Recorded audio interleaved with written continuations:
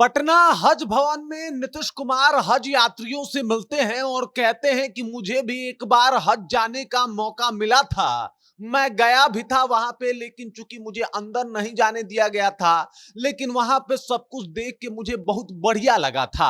उन्होंने ये भी कह दिया कि आप लोग जा रहे हैं, आपकी दुआएं कबूल हो, बाकी मुझे हज बहुत पसंद है। अब नीतीश कुमार का जब ये बयान आया तो बहुत सारी बातें एक साथ सामने भी आ गई कि भाजपा का इसके ऊपर क्या कहना है, और अचानक से नीतीश कुमार को हज यात्रियों से इतना प्रेम क्यों होने लगा, ये सब कुछ आपको विस्तार पूर्वक बताएंगे। लेकिन उससे पहले मेरा परिचय जान लीजिए। मेरा नाम है रजत और आप जनता जंक्शन देख रहे हैं। आपको बता दूं कि नीतीश कुमार कल जो है हज भवन पहुंचे थे। दरअसल हज जाने से पहले जितने भी हज यात्री होते हैं वो दुआ फरमाते हैं, और उसे वही दुआया मजलिस में जो है वो नीतीश कुमार भी पहुंचे हुए थे। नीतीश कुमार वहां पे हज यात्रियों से बातचीत किए, और बातचीत के साथ ही उन्होंने एक वृत्तांत भी बताया, एक कहानी भी बताई कि मेरे को भी एक बार हज जाने का मौका मिला था। मैं गया, क्योंकि मुझे अंदर नहीं जाने दिया गया तो मैं बाहर से ही सब कुछ देख के आया हूं, और वहां पे सब कुछ देखा तो मुझे काफी खुशी हुई, मुझे बहुत अच्छा लगा, और तब जाके मैं वापस आया। अब आप लोग जा रहे हैं तो अच्छा से जाइए।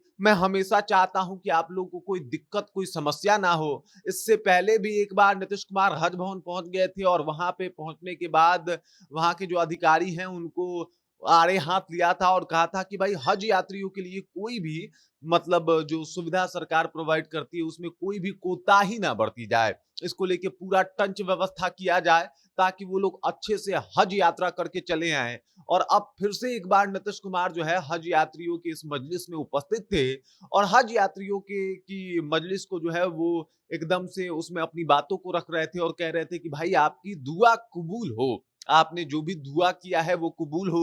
अब चूंकि हम दुआ लेने गए थे तो हमारा दुआ तो वहां कबूल हुआ नहीं, हम अंदर गए नहीं, तो कम से कम आप लोगों की दुआएं जो है वो कबूल हो जाए। अब देख लीजिए, इसमें दो बातें हैं। हज यात्रियों पे इतना प्यार लुटाना एनडीए गठबंधन के लिए थोड़ा महंगा पड़ सकता है, लेकिन अगर नहीं लुटाएंगे तो फिर ये भी महंगा पड़ सकता है कि भाई साहब जो नाराज मुस्लिम वोटर हैं वो उनके पक्ष में नहीं आएंगे। अब देख लीजिए, हज यात्रियों की पूरी वीवीआईपी व्यवस्था जो है उसमें करने में जुट गई है सरकार।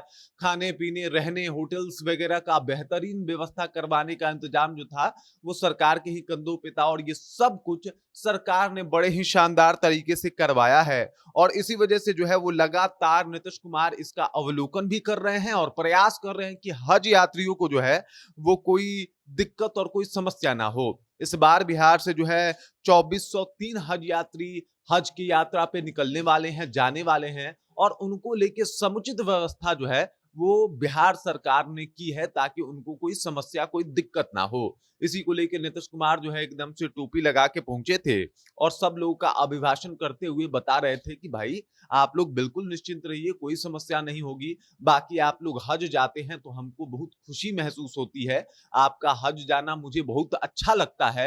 ये तो अफसोस है कि हम दूर से ही चले आए थे, बाकी हमने देखा तो बहुत अच्छा लगा था हमको। अब ये सारी बातें नीतीश कुमार बोल रहे हैं। अब इसका इम्पैक्ट जो है एनडीए के ऊपर अच्छा बुरा दोनों पड़ सकता है।